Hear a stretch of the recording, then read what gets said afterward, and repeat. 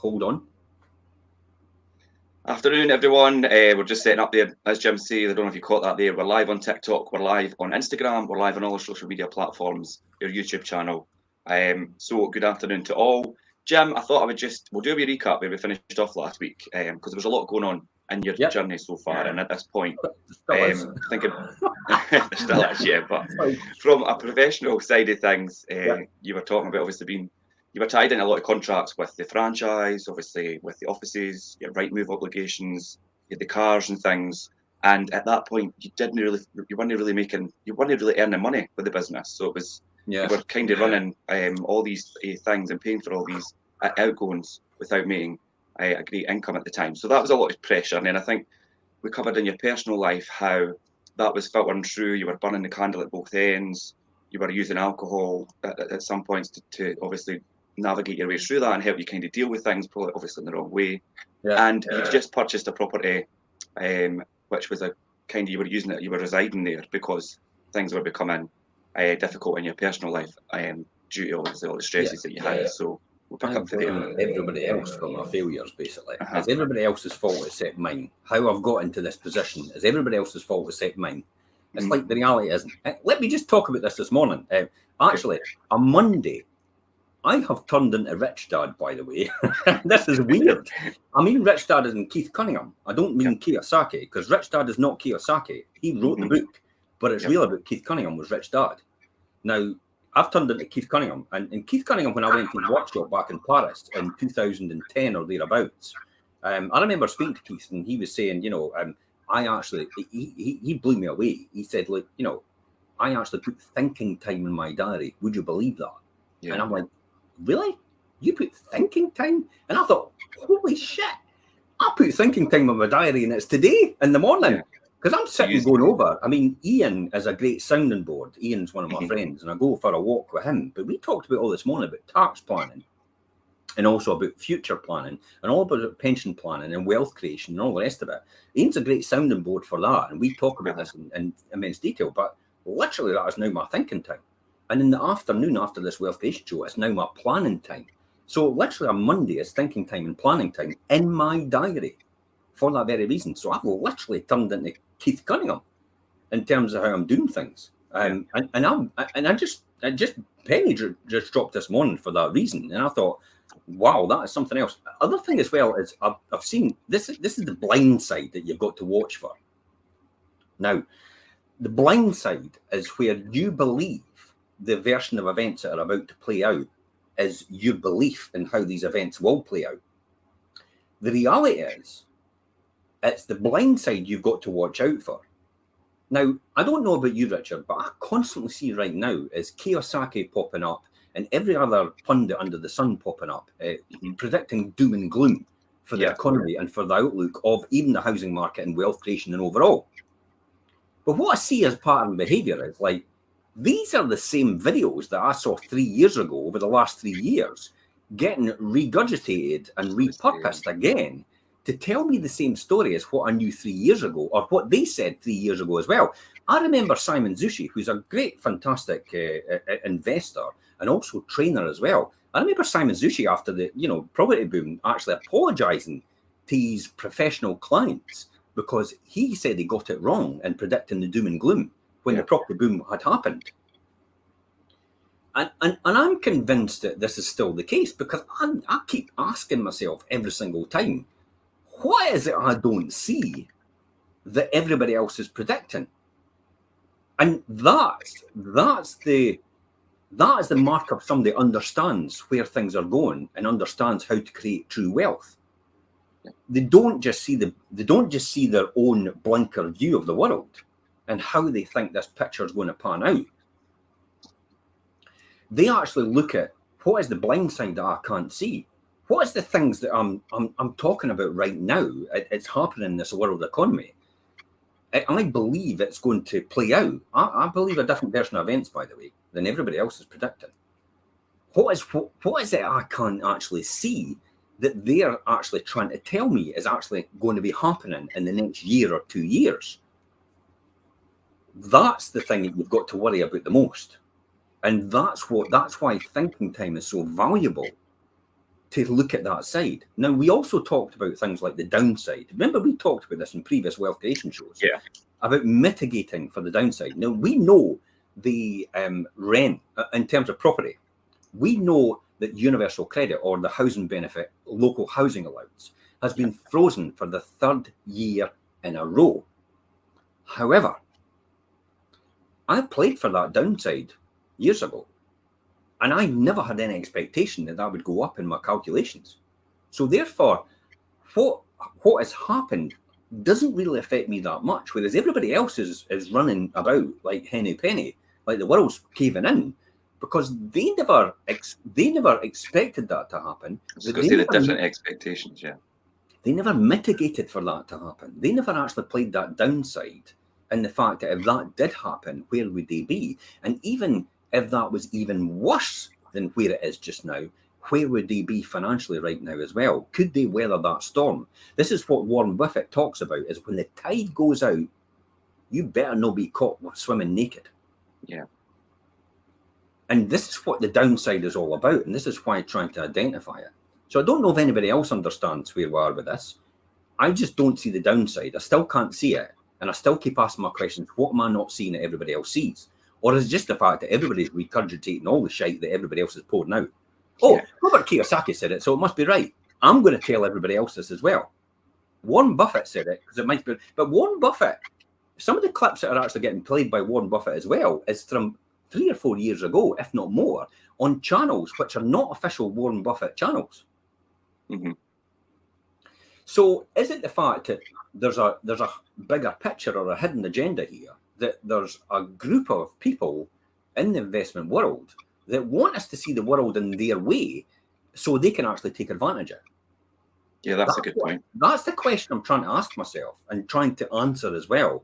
Is this what I actually see? Or do I have any proof to back up that? Or is it just the fact that we are where we are and your version of events is probably the right version of events? It could pan out at this point in time. And on a typical example of a spreadsheet, in other words, if nothing else changes and the world stays as it is, we know it's not going to happen like that, and the world stays as it is right now, is your version of events the events that are going to pan out? The answer to that is yes. So what else can change, and what else needs to change, or what else might change that might affect you and your wealth or the income that you're creating? And then what is the downside out of that happening? And are you protected against that downside? That's true wealth creation. Yeah.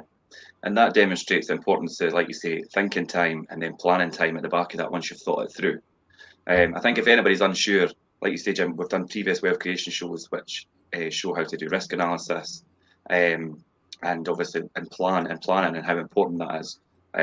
So yeah, it's a really important part of any journey. And I think I had, interestingly enough, Richard, I had somebody come on to one of our Scottish Property Network.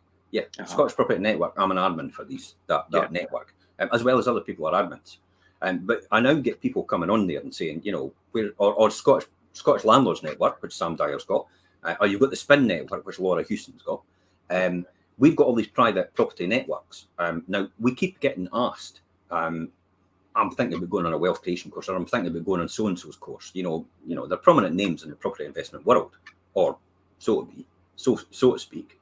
They're well-known names, put it that way. I wouldn't say they're prominent. I wouldn't say they're gurus either. They just want to sell courses, let's be honest. And then there's any way to sell courses, that's the whole point. So there's somebody came on last night and actually said, I'm wanting to go on a course, I'm new to this, what course should I be going on? And my immediate response was, look, to be honest, pal, I've literally created a channel on the 5 Properties Wealth Creation on this TV, 5 Properties on our YouTube channel, 5 Properties TV. I've created a series called the Millionaire Mindset series, which is 40 episodes. I've created the Investment Strategy series, which is 40 episodes. We've created the Wealth Creation Show, which we're up to, I think, 53 episodes. We're on 57. Yeah, 57. Yeah. So in a combination of all these playlists, you have literally got all the information for you to be a millionaire, not just in property, but in general, in any wealth creation strategy. a millionaire at some point in time. Out of everything that we've talked about in these series, if you listen to them and study them, it is literally a master's degree in wealth creation that we've put down on this, on in film and in also in podcast. So why would you need to go and seek the advice and pay for it from someone else? Oh, I'm wanting to get there quicker. Newsflash, you are not going to get there quicker. All they're doing is telling you what you know already from these channels that we're doing it on. Mm-hmm. That's all we're doing. There's no hidden agenda. I've got no desire to run online courses and spend my time on earning less money from online courses than I'm earning right now, and I could earn and I will earn in the future. I've got no desire to do that. The whole point of putting this down is I can't be arsed writing a book. Let's be honest. I was just going to say, Jim, just to clarify, obviously people might wonder, well, why are you doing this? And like, why are you doing the wealth creation show and why are you telling your story? And you wanted to document it and you wanted to be there to be looked back on, but also for people to learn from it. Yeah, absolutely. And it's really just primarily for my family, for generations to come. If we've got generations, Ben, Scott and Tony, it's no about time you had kids. No pressure. But I've got to pass it to somebody because this is all the point of me doing all this. Otherwise, I'll go to my brother's generation of children as well. They'll be jumping for joy. I'll go to my brother's, or my brother's is the only other line of what we call bloodline of family outside of what we do. So it'll probably go to them if it doesn't go to any of mine. So I think that's why this is why I'm doing it. It's nothing else other than actually for that reason. Now we'll take questions at the end, by the way. So by all means, can ask as many questions as you want. We will go through all your questions at the end. We're more than happy to do that. We're perfect to do that as well at the end. But let's talk about the journey. So the journey so far, and I'm looking at my notes here, hence the reason why I'm looking away, because I'm thinking we've got to the alcohol infused, and I'm still using alcohol, as most people do, as a self-medication, or like, let's go out for a drink and that'll make me relax. Not just now, in your story at this point. No. Now, not presently. I kept it years ago, but that's what actually happens. So some of the things that were actually happening, I was earning nothing, by the way, as an estate agent, and I never was until and probably until we became 5 Properties in 2012. So literally, I went through the whole time earning nothing at all and building a business. We had legal challenges in between as well, because we had been running a franchise system, and because of the lack of knowledge or experience the master franchisor had in what they were doing, they gave us contracts for self-employed associates, which gave the impression that they were classified as what we call workers. Now, who went through that just recently was Uber taxis. They went through that recently, and also Purple Bricks. They went through that recently as well, where there's a fine line between an employee and self-employed, but there's another one called workers, and a worker is in between. You try to pretend they're self-employed. This is what Uber and Purple Bricks was trying to do. Oh, we've got self-employed estate agents, and this is what Century 21 and all franchises run. But the problem is, if you're in control of what they do on a day-to-day basis, they can reclassify themselves as a worker. So we got an initial legal challenge and taken to the tribunal at that time by one of the associates, the self-employed estate agents, saying that we were in control of what they did and they were now a worker. Now, being a worker actually gives you the complete rights of an employee. So, and the rights to minimum wage, rights to holiday pay, rights to national insurance contributions, all these different things as a worker. And now it will be rights to pensions as well. Now, it was only £2,500 they were challenging us on. So, we went, again, I relied on the master franchisor, being able to navigate me through this. Oh, I've got experience to this degree of taking us through this. Remember, this is all about the history, about the lessons I've learned, so you could learn by this as well. I know what I'm doing. I've been here before with employer tribunals. So I'll represent you, he said. So we're sitting there, and I'll tell you what, it was a dog's dinner. I went there, we basically got wiped out. And I was told to pay her £2,500 because he tried to represent us herself. But more importantly, it left the floodgates open for the rest of them to try and Now, the rest of them, to be honest, it's the old thing about they wouldn't take advantage of it because they knew damn fine they were self-employed. But you did have another one that popped up and says, I'm wanting £9,000 out of you. Now, again, I went to the master franchisor, who hadn't protected me from before, because they gave me the contract in the first place, said it would be full protection against things like this, and said, look, we need you to help us out with this. And it was basically they washed their hands of us and let us get on with it and says, you're on your own. I'm like, wait a minute, but I bought into a franchise for that reason. Now, I'm tied into franchise contracts, and I really want to get in a legal wrangle because I'm trying to keep my head above water. Do I need another fight here? Absolutely not. So you can see the dark space I'm beginning to get in. It's like narrowing down and down and down and down, and I'm going deep, and I'm literally not swimming anymore. I'm starting to drown at this point in time. So I thought, I'm going to have to take a stand on this. And it was like every single year, we managed to get ahead of it and actually make some sort of profit. It got wiped out by legal challenges. The first year was that one, and then the next year, it was that legal challenge. And I thought, I'm going to have to take a stand because every other self-employed associate is going to line up again if I don't do something about this. So we invested of our profits, £22,000 with a solicitor. That's how much it cost to defend ourselves to avoid £9,000 payout. But remember, it's bigger picture. Yeah, I was just going to say. We employed a specialist to do this. Now, I'll tell you what, the specialist wiped the floor with them.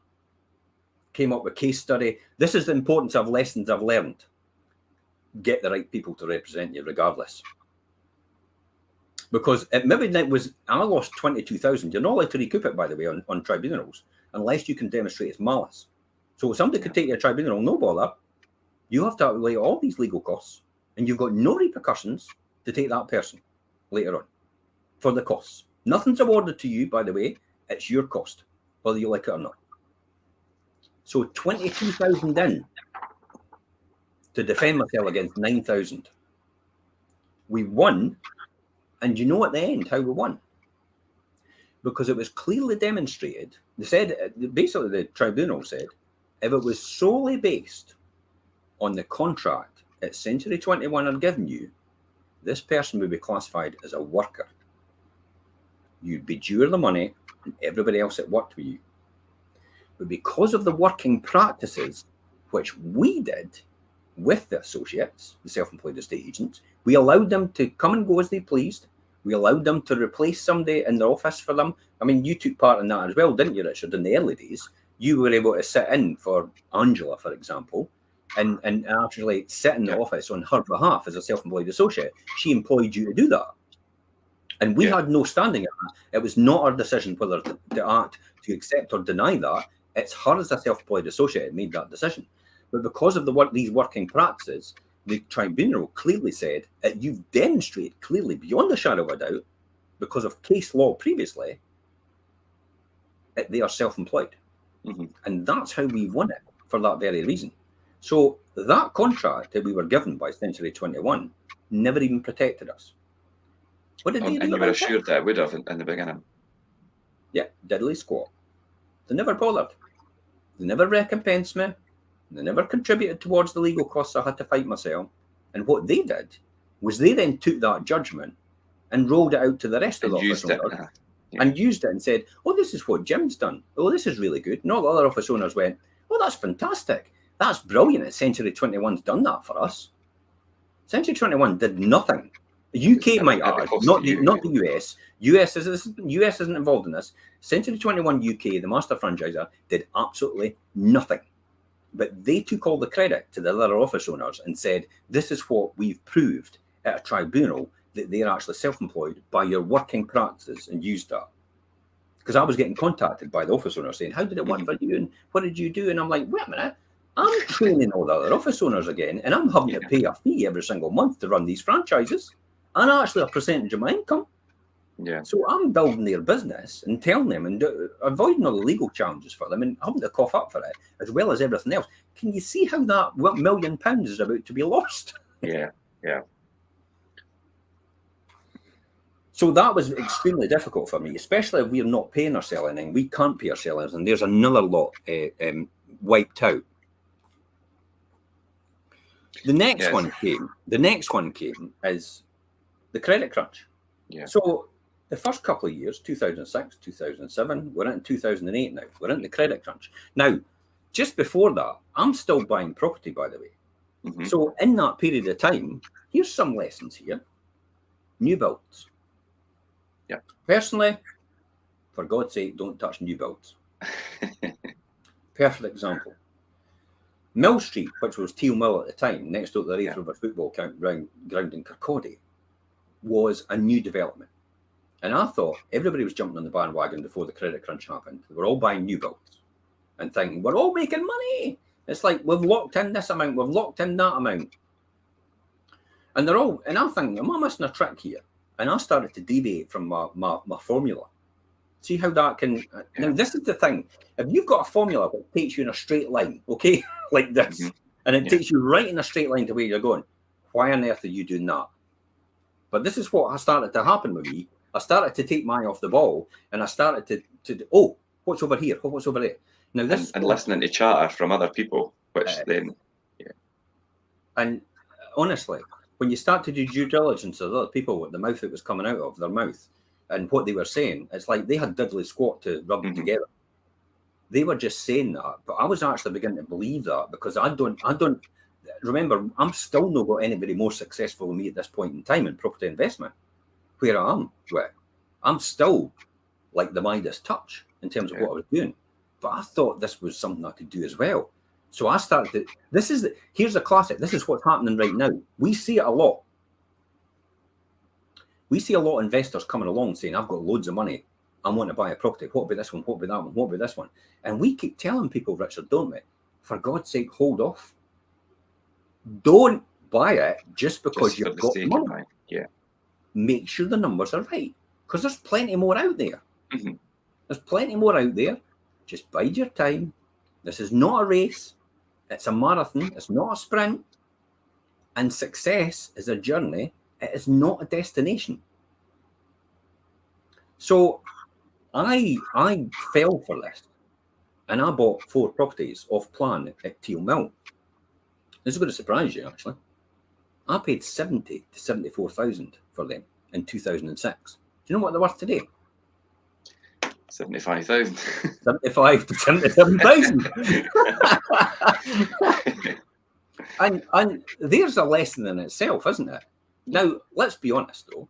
We have earned quite a bit of money off them. Yeah, they've been good rentals. Occupied all the time. They were new builds. But there is one thing that actually ate into the profits quite a bit, and it's the factor fee. And I've had to fight them every single year about the factor fees because they've been going up and up and up. And I'm going, wait a minute, where are you getting your contractors? I even had a legal challenge with them where I fought them tooth and nail, and then they brought them down by £200 every year. All of a sudden, everybody else, all the other owners didn't know about this, and they still don't know about this. They were all going, oh, it's great. They brought it down. They managed to mitigate the cost. And it's like, no, that's only because Jim had a go at them. Yeah. It cost me £9,000 to have a go at them, by the way.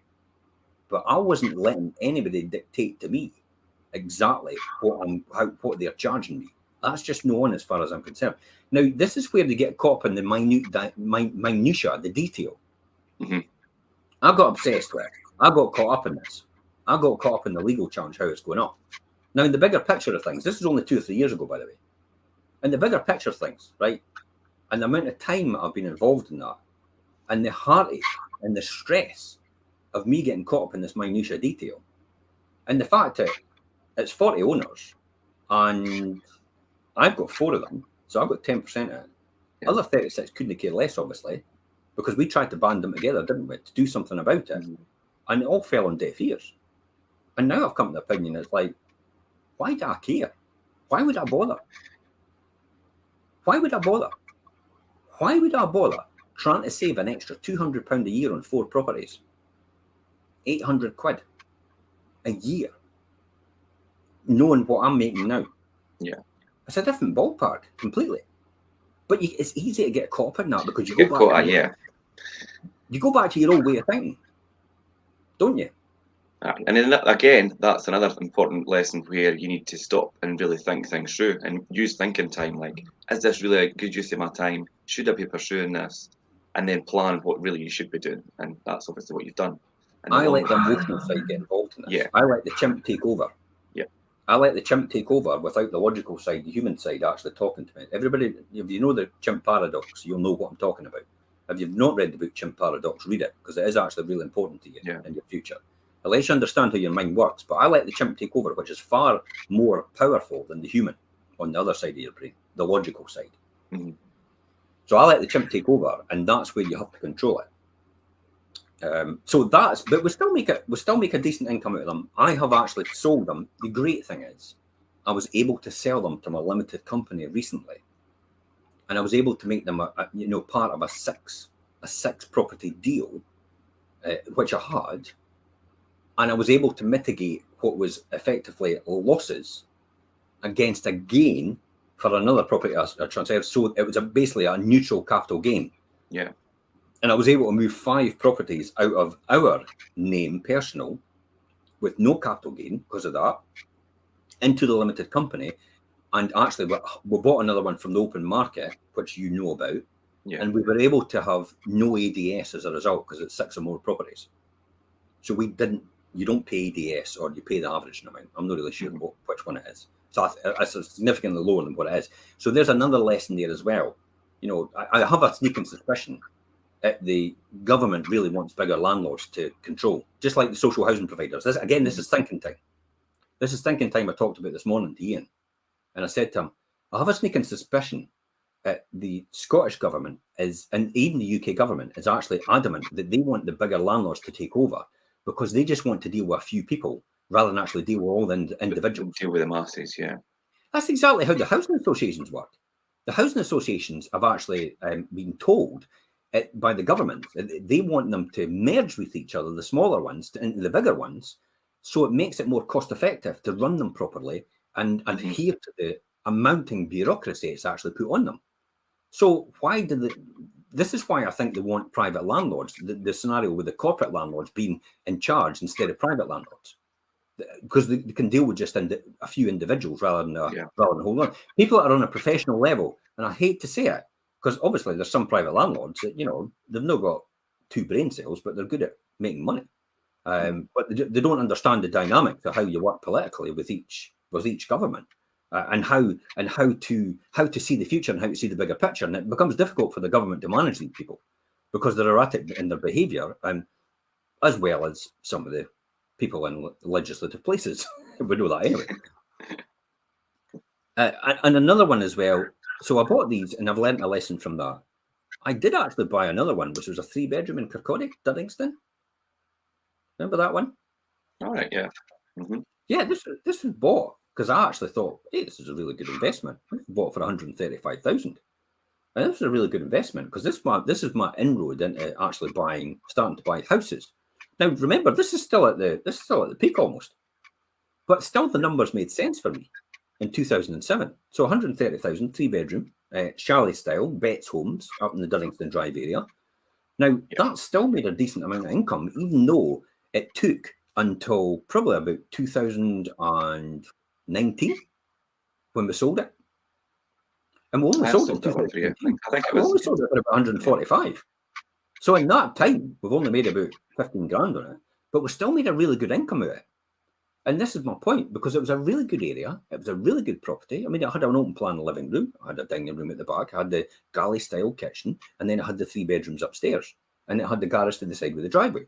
So it was always going to be high occupancy, and the numbers worked at that time. And I never expected rents to go up. I just expected to get the same rent all the time. So the return on investment was tolerable.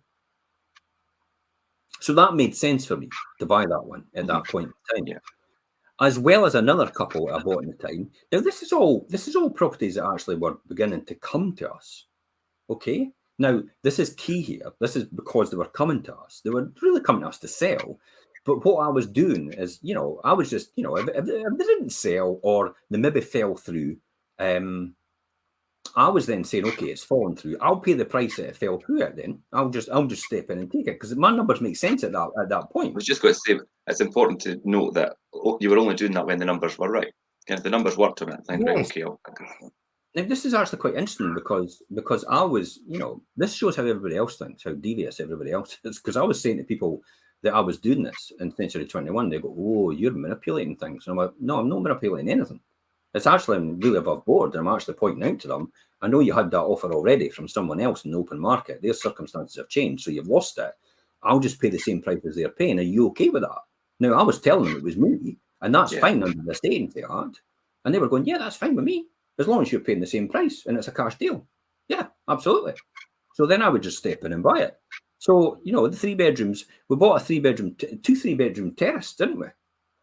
At that time in 2006. No, you weren't there, were you? No, I was 2010.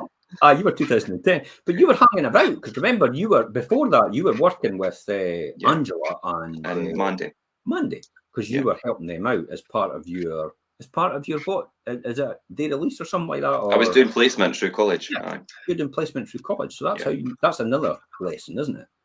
To have people from the college route actually to learn what they're doing on placements, and then could be a perfect opportunity to actually employ them full time, which is what happened with you. And now you're the lettings director. I know. Think about that. Within how long? 10 years? Yeah. Yeah, 10 years. Yeah, it was 2018. In a placement in college. Wow. Well done. So 2006, and they were really good ones. Bought one for 95,000. We bought one for 77,000. Both 3-bedroom houses. Made a really good, decent income on them, and we still hold them today. As a result. Now, no surprise. You know, they've moved up now. Probably about 110. They've moved up maybe about 15,000, maybe 15,000, 20,000 each.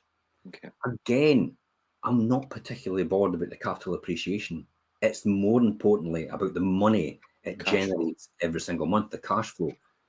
You know, there's an old saying, and people actually keep getting this mixed up. It was always in accountancy world and in the business world, and it was called turnover is vanity, profit is sanity.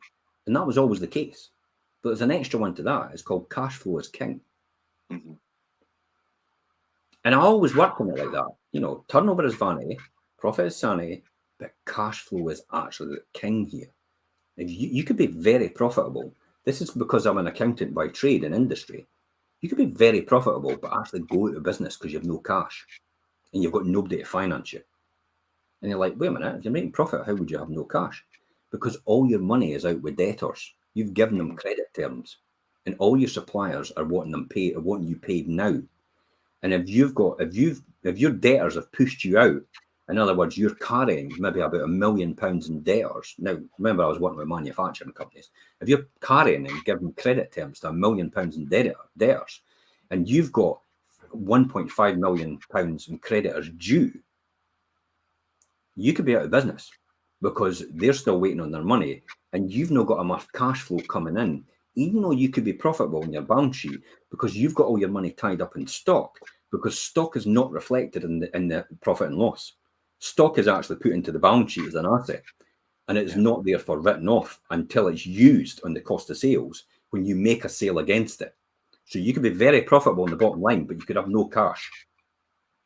And that's how I've always worked. Cash flow is king every single time. I couldn't care less about profit. I couldn't care less about turnover. The cash is the most important thing. Taking into account, obviously, you're building up VAT. You're also building up tax as well. Yeah. So you've got to watch out for that. I mean, it's like, yay, we've got loads of cash. Oh, yeah. The VAT bill. The VAT bill. It's like, no, we've not got loads of cash. Oh my God, we're due the tax bill at 60 grand. It's and it's like, you know, I've paid more tax than I've ever earned in my life in the last year. And in 1 year. It's, it just shows you. They're going to get you one way or another. Personal tax, I don't pay that much. But I tell you what, overall in corporation tax and everything else, you pay a huge amount. They'll get you one way or another. So, you know, for people like me, when you say, oh, right, I've got a really good marginal rate, you're still paying it on your limited company that you own. So you'll be nailed one way or the other. So there's another lesson as well. You'll always get you. There's usually 2 rules in this world, and you'll not escape death, and you'll not escape taxes. And my answer is you'll maybe cheat death. I was going to say as well. You'll never cheat the taxes. They'll tell you. It'll come back to haunt. The tax man's got hundreds of years to wait to get you, and the very fact is, they've got powers to go back 6 years. So if they find an anomaly in your accounts, this is why when it comes to repairs and improvements, I'm working on this now. I'm still going back and forward with my accountant saying, can I actually really deduct these against my income for this year? Are you sure about that? Because I was under the impression that you weren't able to do that for improvements before a tenant moved in. So I'm still trying to iron that out first before I can actually do that. As far as I'm concerned, it has to be capitalised and it can't be deducted against your revenue because the tenant hasn't moved in and it's from the day you bought it and it's an improvement you did before it moved in. And it's a substantial improvement. So surely it should be capitalised. But they go, no, it can be deducted. I'm like, whoa, wait a minute. Let's just get this for definite. Yeah. Because I tell you what, if I get this wrong, they'll then go, okay, we can go back 6 years now and we could look at that and look at all the repairs and improvements for the last 6 years. And if they find another one 4 years back, they can go back 6 years from that point. So they can now be back, they're back 10 years. If they find another one 5 years back, they can go back another 6 years. So we're now 4, 5, and 6. We're now, 15 years back. Yeah. See how that works? So you've got to be careful, extremely careful. I'll no swear, but never fook with the tax man. Yeah. As the expression. Because I tell you what, and the HMRC as well, or maybe the customs and excise, these people have got more powers than the police. These are the people you don't mess about with because they could literally come in right now with no search warrant or anything, take a hold of all my files, my laptops and everything, and walk out of here with for no reason at all. That's what they can do. Yeah. So these are people you never mess with, especially the next one, which is the VAT man. The VAT man will come down and take everything away from you, and they don't even need to have a reason for doing it. That's how much power they've got over the police. More power than the police. Remember, this is the boys that used to catch all the smugglers in the days of the 1700s, 1600s, back to the days of Robert the Bruce, when people smuggled everything. These are that people. They're the people that used to just basically beat people to death when they caught the smugglers. Yeah. And there was no repercussion. There was nobody to answer to. That was it. You're dead.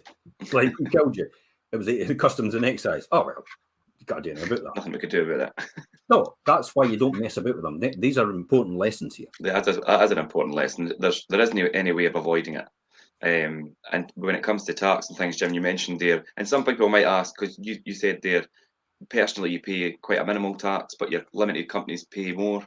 And people might question, well, how is that? But obviously, do you want to explain quickly how that is? How it's not your personal tax, it's high, it's your limited companies. Well, you can limit companies. What you can do is, for most directors of limited companies, they'll have a limited company, and I would suggest probably everybody starts a limited company. You can consult to your other companies. Therefore, you can take money out that way, which is, and if you're both VAT registered or you're not VAT registered, you can do that as well. You could actually take it out and you could put it in as a consultancy. Remember, you can't be solely working for that company.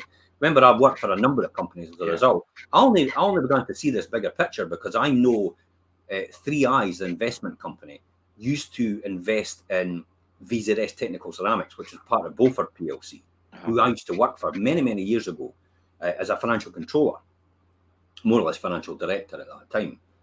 And they used to have Alistair Ritchie. Alistair Ritchie. Alistair was our consultant, appointed by the board of 3 Eyes as a non-exec director, but he charged us from his limited company a fee every single year. And I think, why would you want to do that? See how all the penny drops over all the years, how it all fits together in their jigsaw.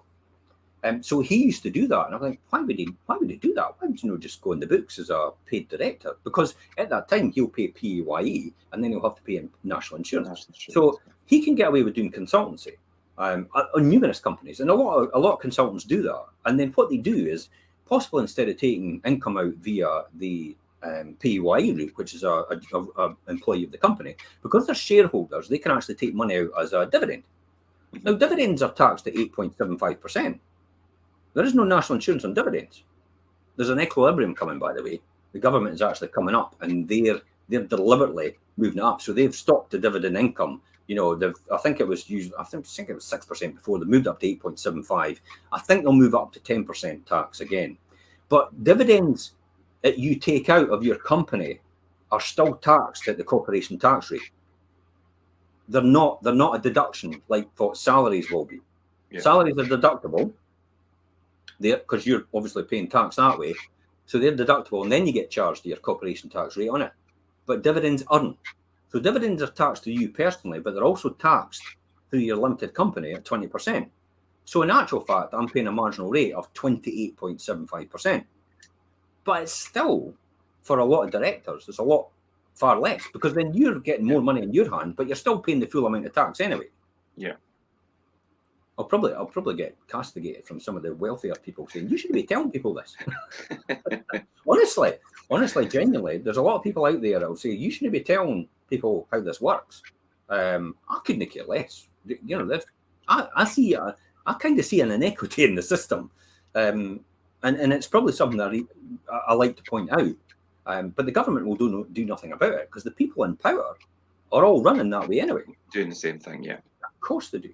But why do you think the dividends allowance is getting halved from 2,000 to 1,000 next year, and the tax year coming, and then it's getting halved again to £500, and then it'll just disappear?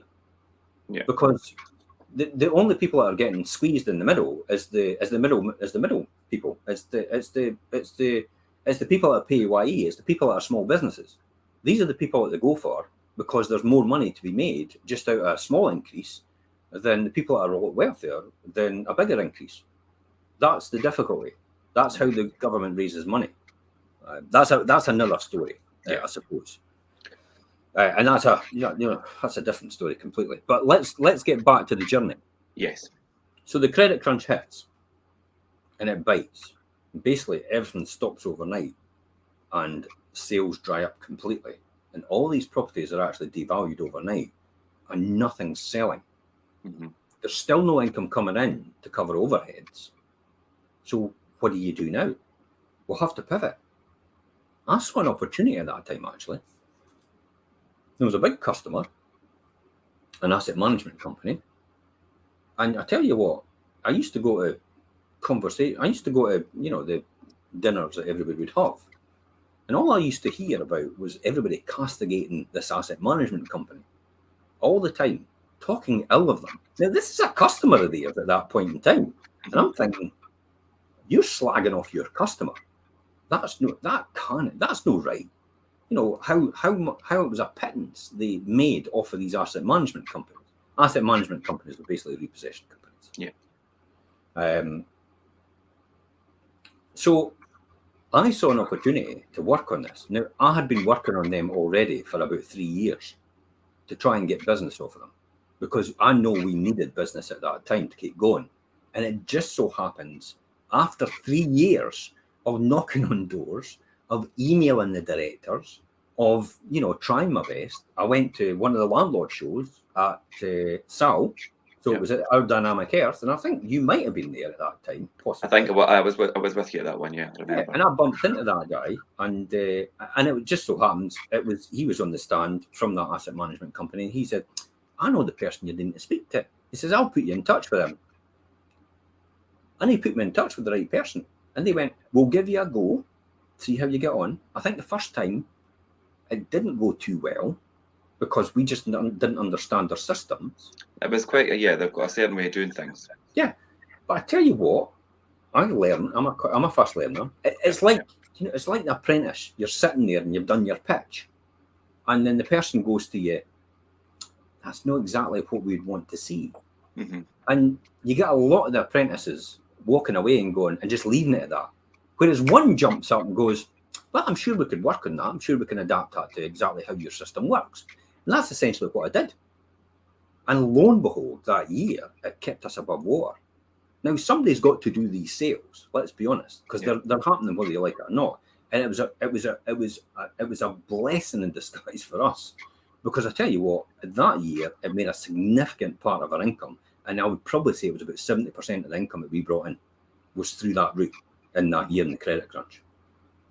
And over the years. The unfortunate side of that is you're not allowed to buy any of these properties. Yeah, I know. Anybody related or connected to you can't buy them either. So I couldn't do anything at all. And I saw all these opportunities disappearing right from out under my feet. See how that £1 million is lost? Yeah. I would argue I've probably lost more than $1 million doing what I've done. Definitely, I would argue I'd lost more than $1 million. So I'm just saying how I lost my first $1 million. And it's like, well, how I really lost millions after that. Because the amount of property that I could have bought or I could have had members buying. Now, I never ever did this, but I know there's certain other people in certain other franchise organizations that were caught doing this. Yeah. And it's on record. They were caught doing this. They were caught working with asset management groups. They were getting ghost companies to buy these properties in their husband's name, no naming any names, from another bigger franchise organization. She was actually the number one estate agent in their organization. Her husband was buying them. He was then doing them up and flipping them for a huge profit. And they were caught doing it, and it was all over the newspapers and everything like that. Yeah. So it's on public record. But that was way before I'd actually done it, because I thought, if you're told that you shouldn't be buying them, you shouldn't be buying them because you've got insider information effectively. That's like insider share dealing, knowing full well that these properties were probably undervalued, but they were undervalued to a degree. And I kept trying to explain this to the people that were actually trying to buy. You know, all the investors that were coming along at that time, I kept saying to them, look, you know, because they've got no heating and it's all been drained down, because they've got now, when I was buying repossessed properties, way before that, way before we started as the agency, I knew straight away that they drain down the heating system, they switch off the electrics, they cannot give guarantees on them, therefore they assume that they don't work. But the likelihood is they do. 99% of the time, you just switch all these back on and fill them back up and everything works. So you're instantly adding about £10,000 on the valuation because you've done that. But they can't guarantee, so they downgrade the value for that reason. Therefore, you can see where the benefit is in upsell straight away as soon as you switch it all back on, and you could literally flip that property in the next day with all these things working and actually turn a profit. But we weren't allowed to do any of that, so we couldn't touch that. So all these opportunities passed through our fingers and passed by. But there was people, you know, we know. I think we still keep in touch with some of these people today that are actually, they were heavily invested in these properties at the time. They got it.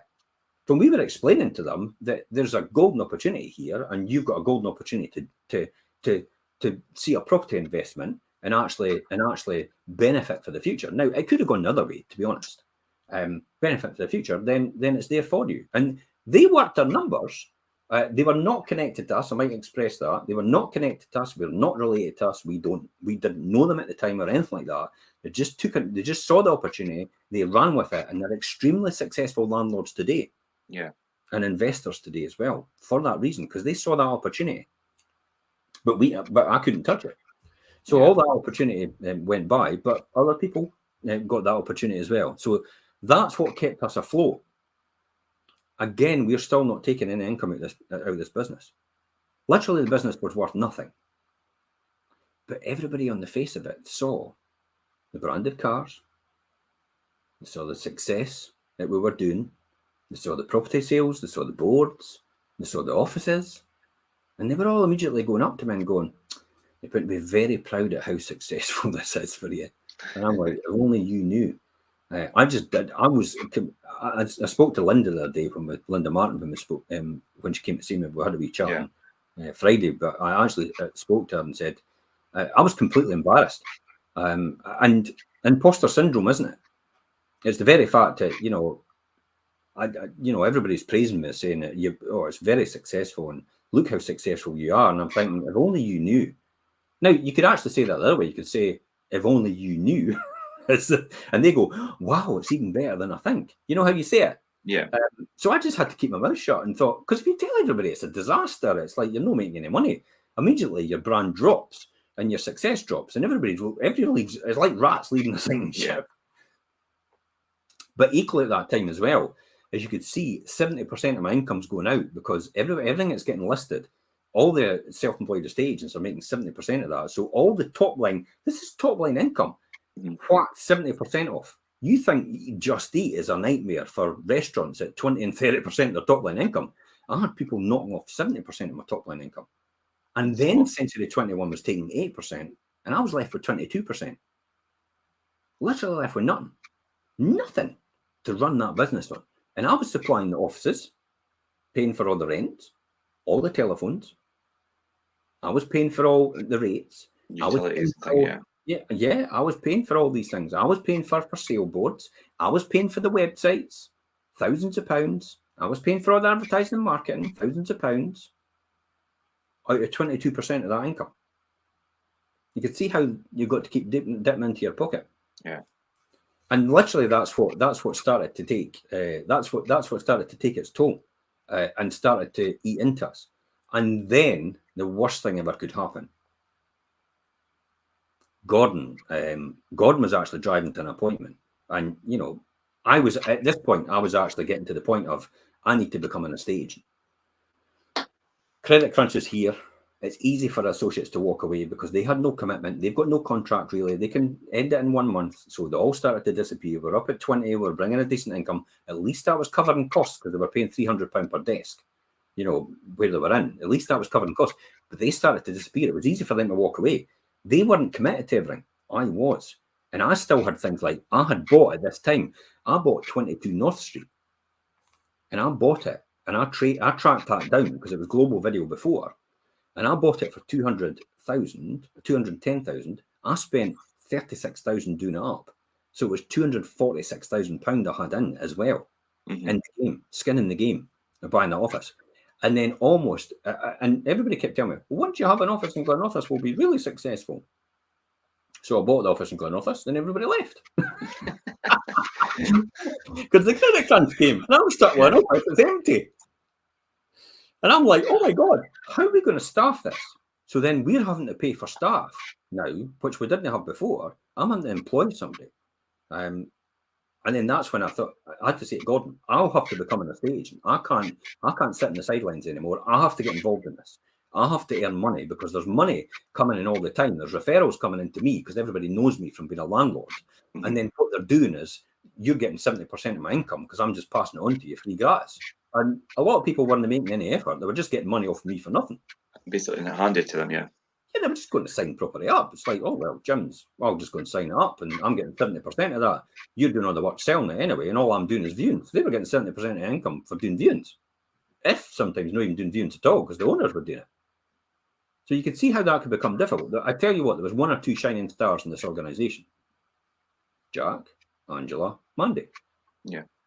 That's the 3 I would probably rate, and I would probably have them today if it had worked out a bit better. And I had learned to manage people better because it was never something I never wanted to manage people. No. And it's a difficult thing to do. I spoke to a business owner the other now. It's self-employed. She says I'm just walking out now. She said, and says, it's long hours, it's weekends, it's 7 days a week, it's 24 hours a day, and for what?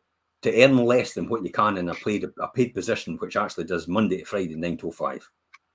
Why would I want to be self-employed then? That's how most businesses, most people think being self-employed loads of money. People that are self-employed get paid 20% than it does for the average salary of someone that is employed. Yeah. And they don't work all the hours. Yeah, I think people think self-employed obviously say extra money and all this extra time, but really you're working twice as hard and for less money. Oh, twice, I would argue more. And then you've got the stress, you've got the anxiety, you've got everything on top of it. So you could see how that can happen. So I'm buying 22 North Street, and then the market drops, and retail properties dropped as well. Literally, I got out in the skin, the skin of my teeth, and I actually sold it just last year for 200,000. Yeah. So there's a £46,000 loss there, which I can only offset ongoing against any other capital sales from that same business. You can't offset that against any profit tax. So I could make loads of money in terms of the business that I actually owned that, in terms of bottom line profit. But that 46,000 could only be offset against any capital gains in the future. It can't be offset against income, against corporation tax. So that's another lesson I've learned for that reason. So I think that's where we're kind of at. Oh, Gordon. Okay. I was just going to say, we're going to cover the story with Gordon. I didn't think you're going to do it. Let's cover the disaster that happens next. Yeah. And I'm left holding the baby. Yeah. Literally. Not his fault, by the way. It's just the way the cards were dealt. That's it. Disaster that comes next. He's driving along and he's going to an appointment to do, and this was probably 2010, 2009 or thereabouts. Driving along. Now, we're on our knees by this time financially. We're still struggling. He's driving along to an appointment on the dual carriageway. I think it was the A92. Somebody comes up his backside in a car. Why we need to do that on the A92, I do not know. It's a dual carriageway. And starts, and he was like, I don't know what the full story was, but Gordon pulled in, which he really shouldn't have done. But I don't know why he did it. He pulls in to a lay-by. This person pulls in at the back of him. Gordon gets out his car and says, "What?" And then the next minute, the boy attacks him. Just attacks him. And then apparently rips his ear off. They don't bite the top of his ear or what? I don't know. Well, this is what happened when he had a Bluetooth headset, and we had assumed that the boy had. He goes. Gordon says, "I'm going to phone," and he went, "You'll not be phoning anybody." And he thinks, you know what happens if the shock. You don't remember. It just you go into kind of blanket out. Yeah, your mind protects you. Ripped his ear and took half his ear off. When he got to the infirmary, they confirmed it was actually a bite mark, and the guy bit half his ear off. And he literally said, "If you say anything to anybody, I'm going to kill you." And that was it. Yeah, that was the end for Gordon and his career as an estate agent and things, and that's a shame. That was the end. That was the end, because it's like, oh my God, what? How psychologically? And I think he's never got over it. Psychologically, how will that affect you? And somebody actually biting half your ear off. You had to get cosmetic surgery to build it all back up, and it's it looks okay now, but it's going through all that trauma and then having to go to court and actually stand up and actually say that's the guy. Mm-hmm. And it was the fear as well of having to go to a viewing, and then that person could be in the same room as you when you appear to do the viewing with that person, and they've maybe given a false name. So it was the fear of that as well, with them saying, "I'm going to kill you." If somebody says, "I'm going to kill you," and they're bitten half your ear off, you'll take it quite literally. Yeah, kind of more than likely they're going to kill you. Yeah. So that's it. Disappeared.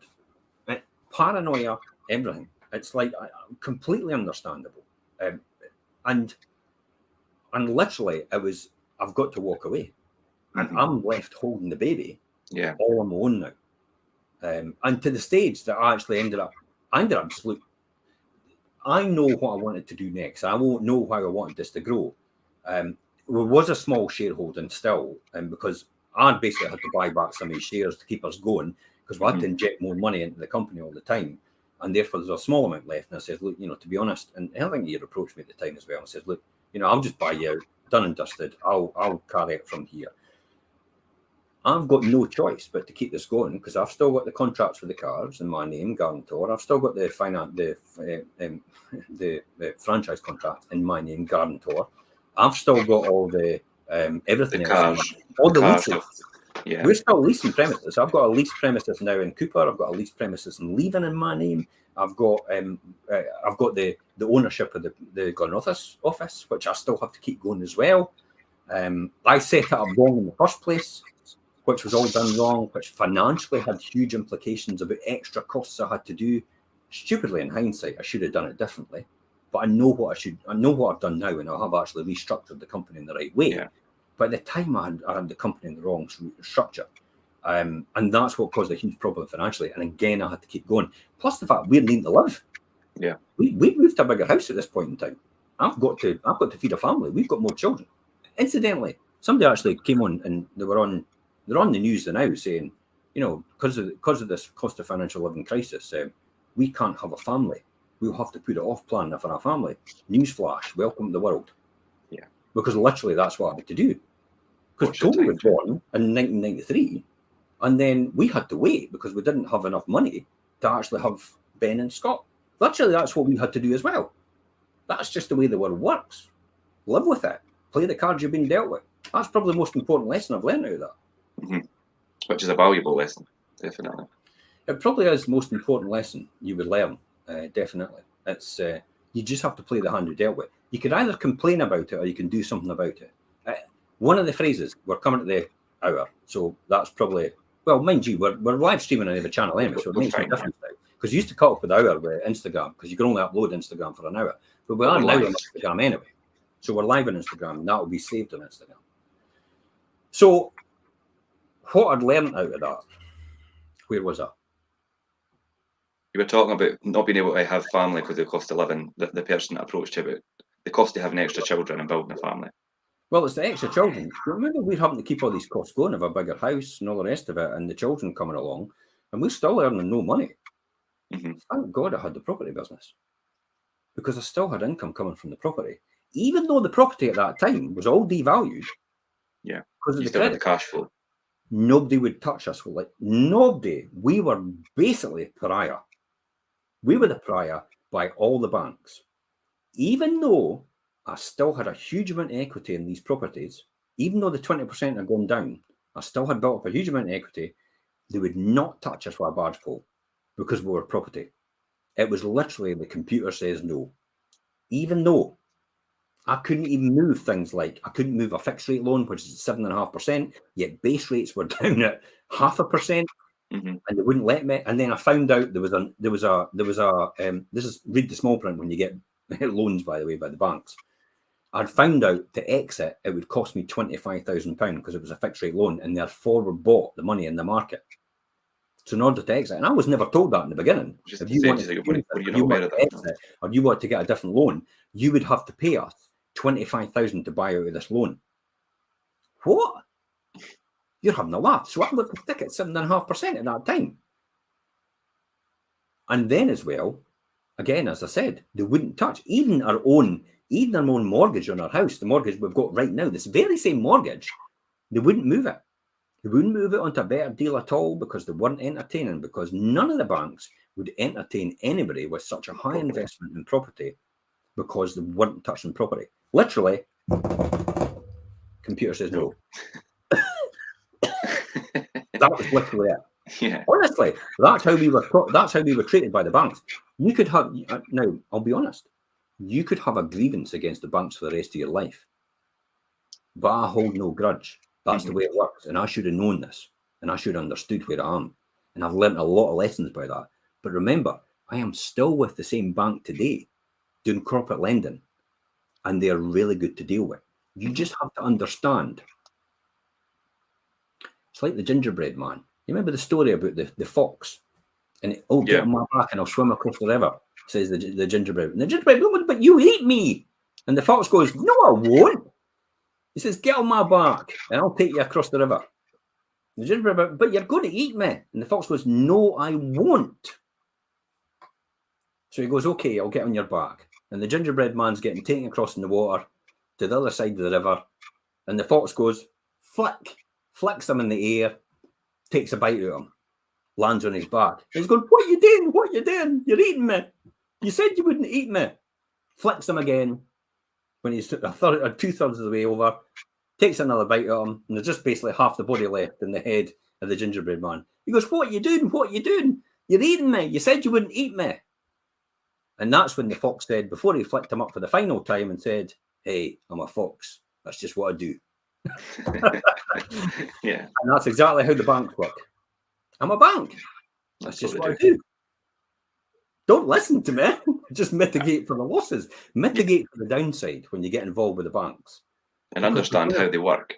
They're going to protect themselves all the time. So you have to have some sort of plan B or plan C or plan D even to make sure that you're covered for that reason. It's important to make sure that you do that. That's probably the most important lesson I've learned about the banks. Understand them. I know, I'll be honest as well. I'll be honest. I have seen so many of my friends and acquaintances in the credit crunch go to the wall, and I've learned huge lessons by what's happened to them. Andy Shaw was one of them. Mm-hmm. Money for Nothing and Property for Free. He wrote that book. Now, I've got a huge amount of content of that, by the way. I don't know if that's still available because he stopped production of that. He lost 300 properties overnight. 300 properties. Because he had actually taken out 1% of the value every single year to live on. and used of it. the value. Yeah, that was his strategy. He always assumed that property would go up in value. I mean, he was running about in Ferraris. You know, I remember seeing the video of him and his son going across to the Ferrari factory and actually picking up their custom made, because Ferrari custom make them for you. You go across for a fitting and everything and get fitted into the car, you know, all the rest of it. You get all your measurements taken, and then you get the car built exactly to fit you. That's the Ferrari experience. Or maybe it's Lamborghini. Maybe it's both of them do that. So that's what he was doing essentially. He was literally doing it and taking a 1% every single year of the value. And he'd been doing that for a long time. He maybe took out a bit more than what he expected. So when the market dropped and the valuation dropped, the banks immediately said, we're overexposed to you. We're calling in your debt, your equity. In other words, we want you to sell all these properties so we can get our money back to bring our liquidity in line with what the government and the financial services are actually saying. We come first. That's what the banks are like. They are literally the fox. You're the gingerbread man. And that's a good example of when the tide goes out.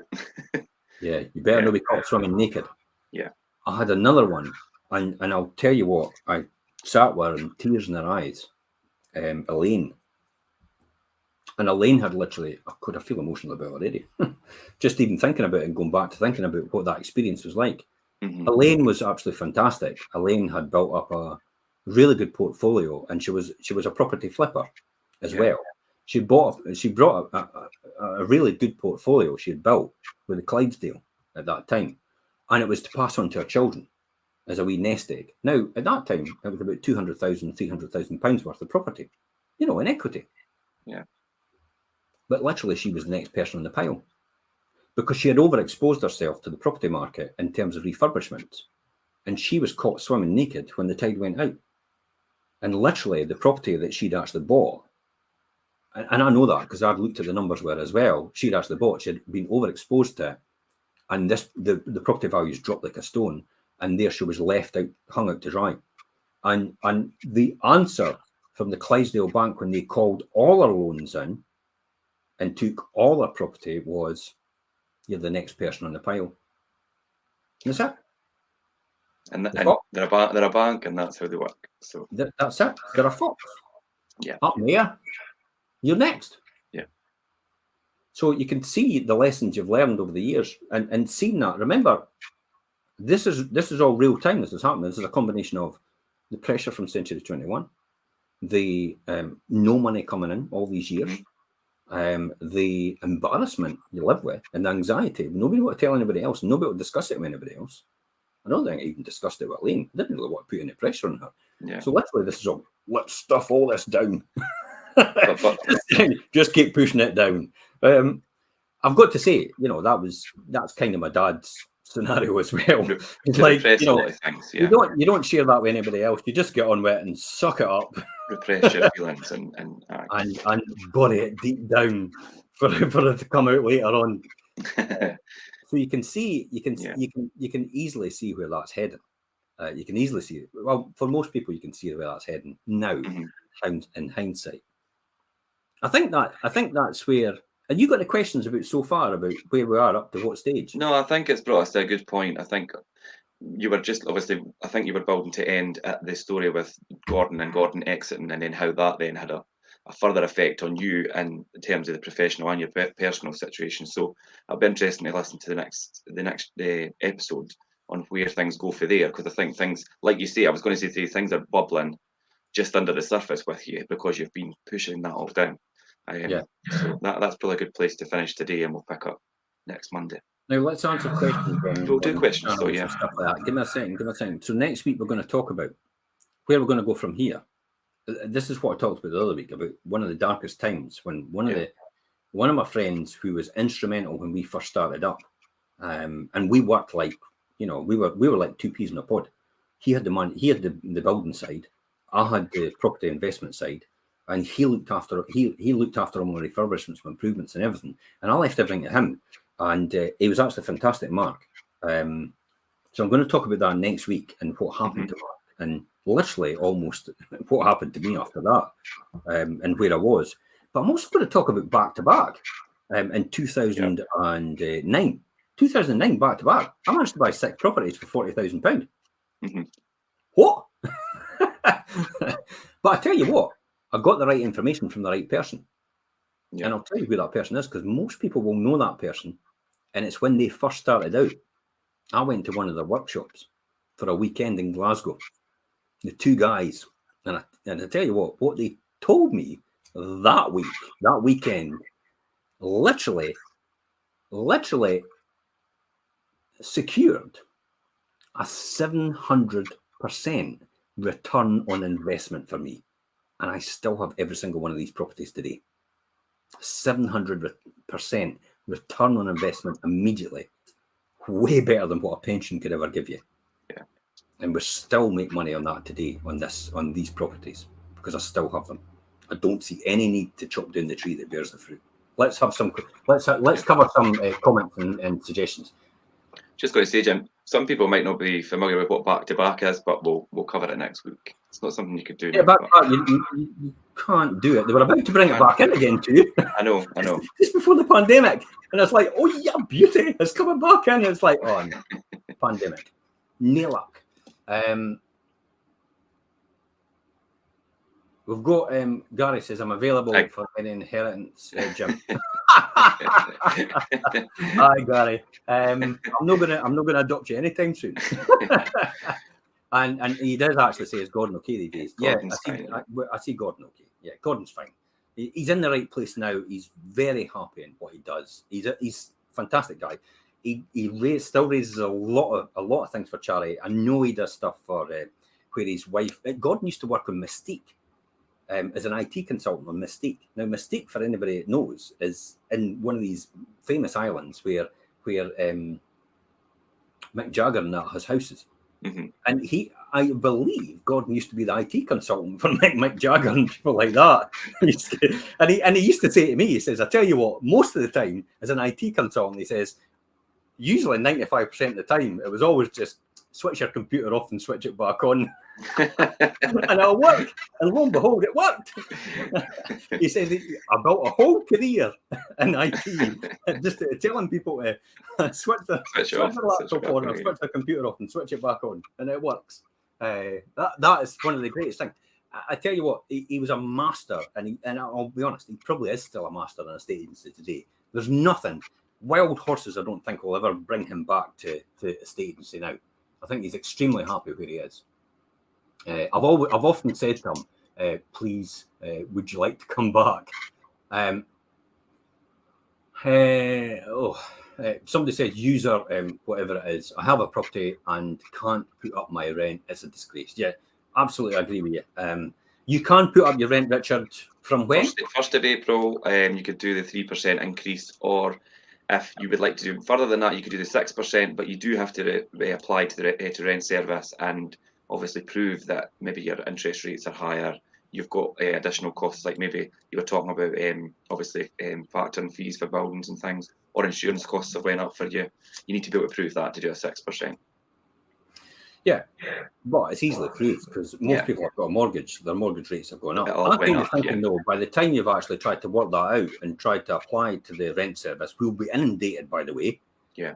They're going to get through a big backlog, and then they'll go, yeah, it's okay, you can increase your rent by 6%. But I think you'll still have to serve the notice, won't you? Mm-hmm. Or you get away with serving the notice and then applying for it?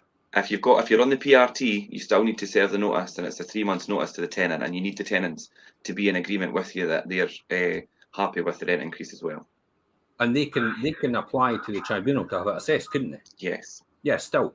So there's a whole even process. At 3%, they can still do that. So they do 6%. Can you apply and say it's going to be 6%, but still apply to the rent assessor at the same time? Yes. Or do we know the answer to that? I think you can. I mean, I would imagine that's the way of it. Maybe find out that question. I'll clarify that then. That'd be a really good one to actually find out for next week. Yeah, I'll get clarification on that, but I would imagine that's the way of it, but you never know. Okay. I haven't put on my rent for 5 years, and Sturgeon has stopped us from putting up rents illegal. Well, I know how you feel. I kind of felt the same way. However, you've got to then look at it this way. and the fact that it's not her that's doing it, it's actually it's Patrick Harvey that's instigated this. Right? Shona Robson, the Minister for the Housing, has actually abdicated, not delegated it to Patrick Harvey, who is a Minister for Tenants. Tenants, yeah. Not for landlords. So Minister for Tenants is in charge of actually setting the rent for the landlords or having controls of that. There's a conflict of interest there, but we'll have to live with it. With the hand you're dealt with. We've tried our best. We've got a concession to a degree, and it's from April onwards. It's going to be 3%. You can actually upgrade, or you can do that. But it doesn't stop you in between rents to put your property to the market rent. But it can still be challenged, couldn't it? It can still be challenged by the rent assessor. The tenant can still apply to the rent assessor, can't they? Of course, yeah. Yeah, and say if it's fair or not, and the rent assessor will have to do that at that time. Someone has to take on the SNP to court over this rent freeze. Well, there is.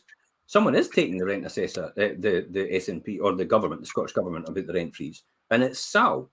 So it's the Scottish Association of Landlords, and you can get SAL at any time, just Scottish Association of Landlords. If you're a landlord or investor out there in property right now, you need to join SAL. We need to have some sort of union to push us forward and to have a universal one voice for all. A united front. A united front, and that has to be driven by SAL, because the government like to talk to one body. Because they gave the excuse when I wrote to the government at the time, the ministers, they said to me there was no one else to consult with. We were able to consult with the social housing provider, the social housing landlords, because they have a single body that represents them, and it's true. So they were able to agree a rent level with them. And then they said they didn't have one for us. And I went, that is not true at all. There is SAL, which is the Scottish Association of Landlords, which they went, oh my God, we never realised. By the way, that's your approved contractor for training landlords and accreditation. Oh my God, we never even thought about that. And then all of a sudden, Patrick Harvey, emergency meeting with John Blackwood. And then suddenly, after stonewalling them all that time, they then said, oh, well, we can agree to this. So see how that works? Yeah. Pressure all the time. But you need to become a member of SAL. It's important from a point of view that we need a universal one voice to represent us as landlords. Now, John is a great speaker, and he is also a great debater. And he points out things a lot more eloquently than I do. I tend to just wade in and go for the jugular. John's a lot more diplomatic in terms of what he's doing. And it's kind of, it works, because I wade in from a lobbying point of view, and I ask the all awkward questions that John probably doesn't want to ask at all. And then they go to him, and then they agree something with him. So it's kind of a good cop, bad cop sort of thing. And it works very effectively.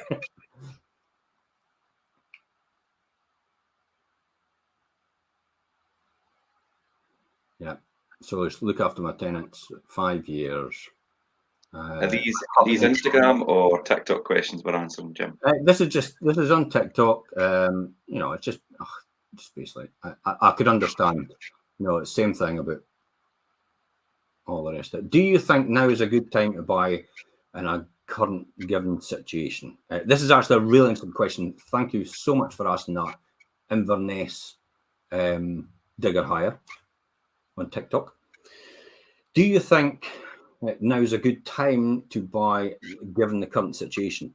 We're going to discuss that. Richard and I are going to discuss this in length and detail. We're actually working on the scripts now on the Wednesday show at 4 o'clock. 3 o'clock. 3 o'clock, I think it's. It could be 3 or 4 o'clock. Just take on all these channels. We've got it. We will be broadcasting about it. We're actually putting the script together right now, and actually all the facts and details about is buy-to-let really worth it. That's basically what the show is called. Yeah. Is buy-to-let still worth it? So we are going to be talking about that in detail, that specific subject on Wednesday at 3 o'clock. 3 o'clock. That's 3 o'clock. Just checked. 3 o'clock. Richard's checked. Land and building transaction tax now 6%. Bad interest rate. Would you buy now or wait? Again, that's another question that I've been asked already. Now, I was asked this question, and I will answer this on Wednesday as well. Davey, thanks for this question. I've got 35,000 out of one of my buy-to-lets ready to put into the next project. I was going to buy another buy-to-let, but the way the SNP Green Government are doing with the private landlords. I was thinking of investing the money into doing a house up instead of buying another buy-to-let. Just wanted to know what your thoughts were. Again, I'm going to answer that. We're going to answer that question on Wednesday, 3 o'clock on these channels. We will be streaming live on TikTok again. We'll be streaming live on Instagram and all the Facebook channels as well, YouTube as well, Twitter as well. And we will answer that question again in detail, and we'll give you the facts to back it up. We'll probably go through some scenarios as well. Now, I suggest if you're on TikTok or if you're on Instagram, you'll probably want to get to our YouTube channel when we're streaming live, because I will probably go through examples, live examples on a spreadsheet, which I'll be able to show on YouTube, but I won't be able to show on TikTok and I won't be able to show on Instagram, because we don't have the capacity to show anything else on these channels, to share screens. So I'd suggest if you're actually wanting to know the answers, you want to see the numbers behind that, you want to see how we look at this and how we analyze it and how we minimize risk, you want to probably follow our YouTube channel. But again, as well, if you're into wealth creation and you want to know more about this and you really want a masterclass in wealth creation in all sectors, by all means, tune into our 5 Properties TV channel on YouTube. So it's at 5 Properties TV, all one word, at 5 Properties TV, YouTube. That is the channel. You've got the playlists, investment strategies, you've got Millionaire Mindset, and you've also got the Wealth Creation Show playlists as well, which talk about all the different things. Pure masterclass in how to develop $1 million easily out of wealth creation. But remember, you've got to discipline and you've got to be consistent at it. You can't just think, I'm going to be a millionaire, and it happens overnight. If you've done nothing towards doing that, and you've taken no action towards doing that, you're just going to be where you are right now. And if you like where you are right now, hey, good luck. If you enjoy it, I've got no qualms about that. But if you want something better out of life, and you want something more for you, more importantly for your children, then probably this is the channel to tune into. That's essentially what I did it for. I always remember, here's the story, Richard, you've heard this before, and I've said it to you guys 17 times as well. It's like, I always remember my mentors used to talk to me back in early 2000s, also mid-90s actually, early 90s, mid-90s. When I would speak to my mentors and they used to talk to me, they used to say, Jim, what is more important to you? Is it playing golf? Is it playing football? Is it going down the pub? Is it playing darts?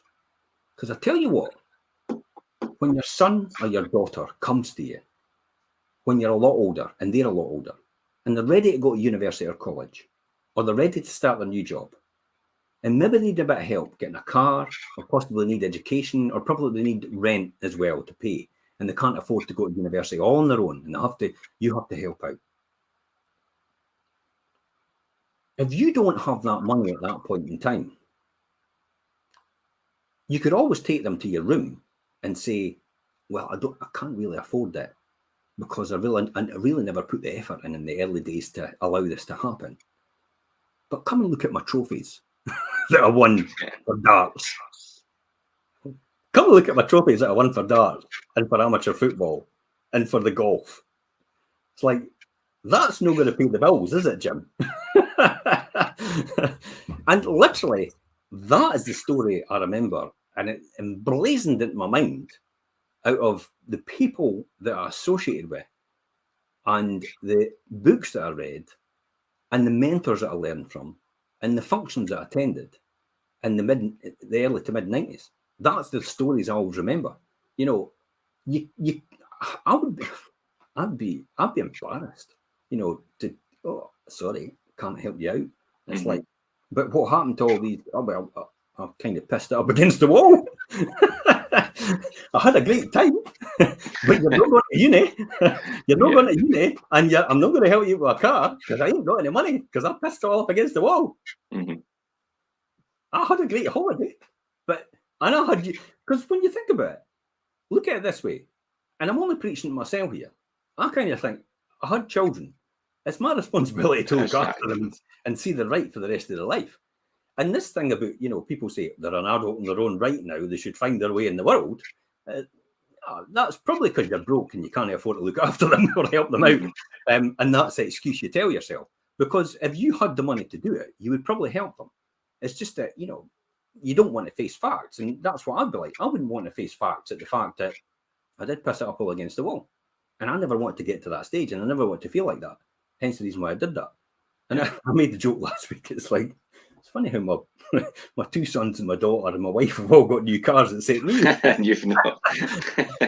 But I don't want all these things, and they probably don't want all these things either. But I kind of thought, if he's got a new job, and it's like, to get to his job back and forward, it makes it a lot easier for him. And we tried the cheapskate attitude about, let's buy a car that you can do up and all the rest of it. It takes far too blooming long. You've always got it in at the garage. There's always something wrong with it. So I'm kind of a big fan of buying nearly new. No, not brand new, yeah. Aye, but nearly new, because you're not paying the huge amount of VAT. It gets wiped off when you drive out the showroom. But you're actually getting a car. It's going to last a good 4 or 5 years. Yeah. No, look at my DS, my DS3. How long have I had that? Well, mine's is 2018. I've had, and you've had that long. You've had your one longer. 7 years. The year before. I've had that DS3 6 years. Aye, must be them. Do you think that was a good buy? Yeah. They're good running cars. We rented that for the first couple of years, and then I got an opportunity to buy it at a knockdown price, and I thought, wow, this makes sense. It's going to cost me a fortune. It's going to cost me a fortune to rebrand a new car. It's going to cost me a fortune to hand this back and take off the existing templates. It's going to cost at least $2,500. They're offering it for $6,500. And not the $2,500 off it's going to cost me to do that. I'm literally buying this for $4,000. $4,000 for a 2-year-old car. Hello? Yeah. It doesn't take a McFly to work that one out, But it's easy to think to myself, I deserve a new car. I deserve it. Let's just get another one because I can afford 150 quid a month. We've even got the one now, where the Hyundai. I mean, Hyundai is like down to £229 a month to rent it. And we're 4 years in. It's going to cost me $11,500 to buy it. And it's like for 229 quid a month to rent that car and be tax deductible against your income. Yeah. And literally, that's about, under £3,000 a year to have a car, which is actually fully maintained, by the way, because it's a maintenance contract as well. It's a no-brainer to me. Why would I want to own it then and fork out $11,500 to buy it? That makes no sense. That's double. Yeah. So it's all about, you remember, this is all about wealth creation again. This is all about thinking about, the cost, thinking time and planning time, of buying against the cost of releasing. And then after a year, I can hand it back still if I don't really need it, because it could be surplus to requirements. It probably won't be, to be honest. Or then after a year, I could buy it, or I could just rehire it for another year. I mean, it's a win-win situation having it like that now. I would say. So it's a thinking and planning process as well. See what I mean? We're back to time for thinking, time for planning. That's what you need to do. As a business owner, you need to do that. If you just want to swing a hammer, what most people want to do, and we talked about the other week as well. Yeah. If you just want to swing a hammer, in other words, I just wanted fit kitchens. I don't want to run the business. I don't want to hire the staff. I don't want to do the billing. I don't want to do the accounts. I don't want to do the quoting and all the rest of it. Then stick to being an employee. Yeah. If you want the heartache and the hassle and all the stress and working 7 days a week, working 160 hours a year, thinking about it all the time, then run your own business. Be prepared for that, though. Yeah, mentally. Okay, but I think that's quite a good. We've done a full circle there. We started with the importance of thinking and planning, and we finished there as well. We will pick up next Monday at 12:30 and the journey, obviously, and the next episode and how you move forward from where you finished up today, Jim. And also a good follow-on for the questions and things for today is buy to let really worth it. We'll be talking about that on Wednesday live at 3 p.m. All right. Perfect. Right, Jim, that was great. Thanks everybody for listening and the questions. We'll see you Wednesday. Bye-bye to everybody on TikTok and Instagram.